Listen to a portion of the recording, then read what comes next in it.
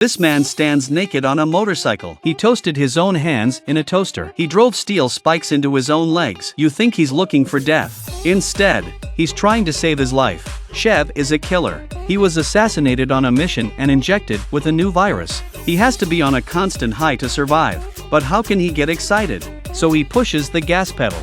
Looks like it's working. He goes to a roadside tavern and picks a fight. And he gets blown out. Chev drives away. And the cops are right behind him. He drives into a mall and wreaks havoc. Then he starts drifting again.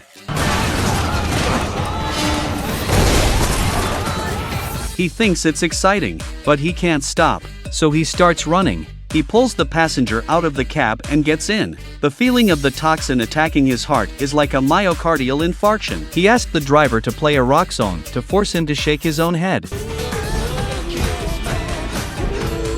But this didn't quite stimulate him. Then he got out and went to a supermarket. He robbed a bunch of candy bars and this cab. Chev drove the car.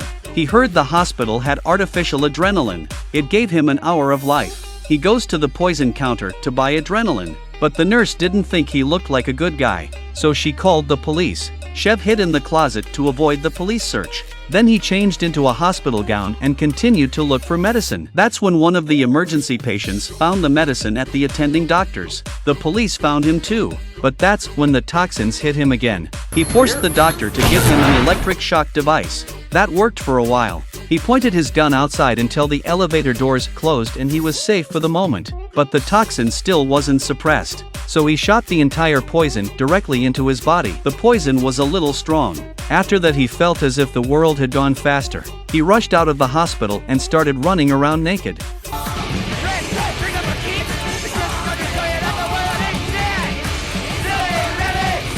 This was not exciting enough for him, so he takes the cop's gun and tries to tease him. He throws the gun. Then he takes the cop's motorcycle and stands on it and enjoys the wind in his arms.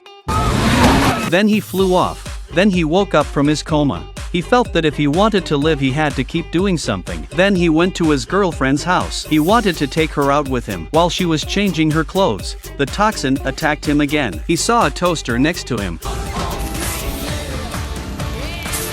So, Chev took his girlfriend to Chinatown, but the toxin in his body suddenly exploded. He needed to be high to survive, so he looked at his girlfriend in front of him. I'm sorry. This man was getting high in front of everyone. He made his girlfriend do such a thing. Why would he do that? He pushed his girlfriend Eve to the ground and tried to force her to make out. Eve was just rejecting him, but in the next second, Eve was having a good time. Chev got a call. A friend said he had seen the man who had poisoned him, so Chev quickly went to find him. But his friend was threatened by someone else. That's why he said such things. By the time Chev reached the garment factory, his friend was already dead. After the hijacker and Chev exchanged words, the elevator suddenly went up. On the elevator was Chev's girlfriend Eve. He was worried about Eve's safety, so he shot the robbers. Then he borrowed the body of his dead friend to block the bullets. He ran all the way to Eve's side and planned to take the elevator to escape. They came to the next floor. This is a processing room. The hijackers came after them.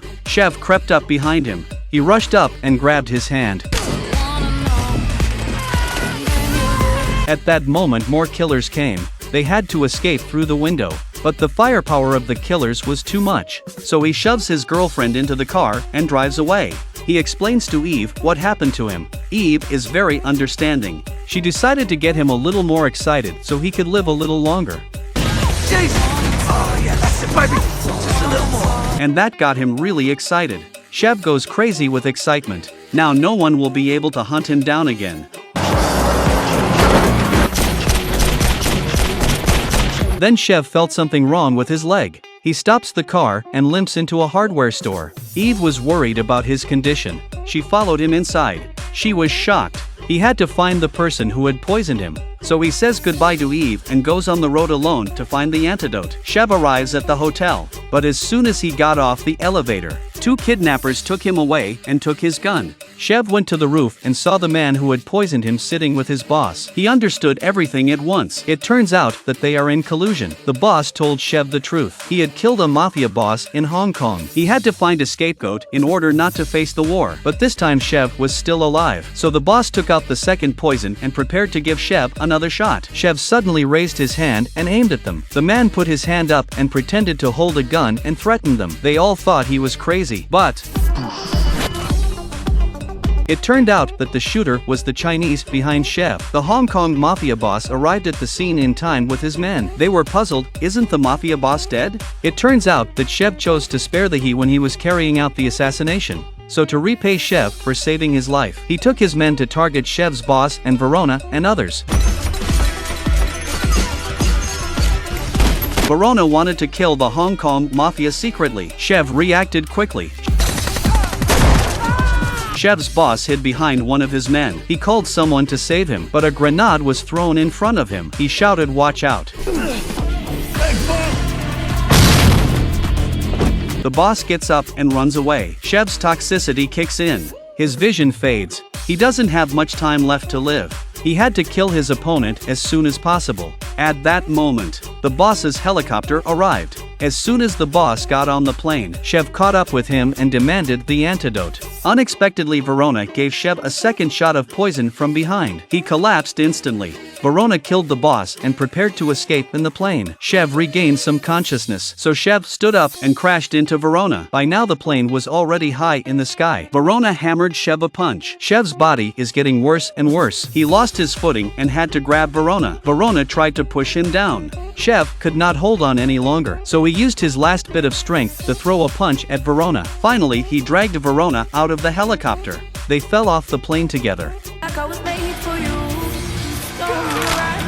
Verona died. Chev's landing speed defied Newton's law. He fell straight down. Before he died, Chev took out his cell phone and made one last call to his girlfriend. Can you leave a message? Unless you're trying to sell something, because I'm not interested, but if you're not, then just... Chev finally chose to leave a message for her. He had spent his whole life traveling to communicate with them, but it was only in the last moments before he died that he remembered the people and things close to him. Perhaps he was most sorry for his girlfriend. They were in love, but didn't have time to spend much time with each other and were about to be separated forever. Then he opened his hands to welcome death. At least he took control of his own life. There are two parts to this movie.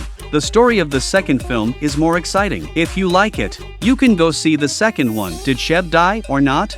You can subscribe and leave comments if you have any ideas. Thanks for watching. See you next time.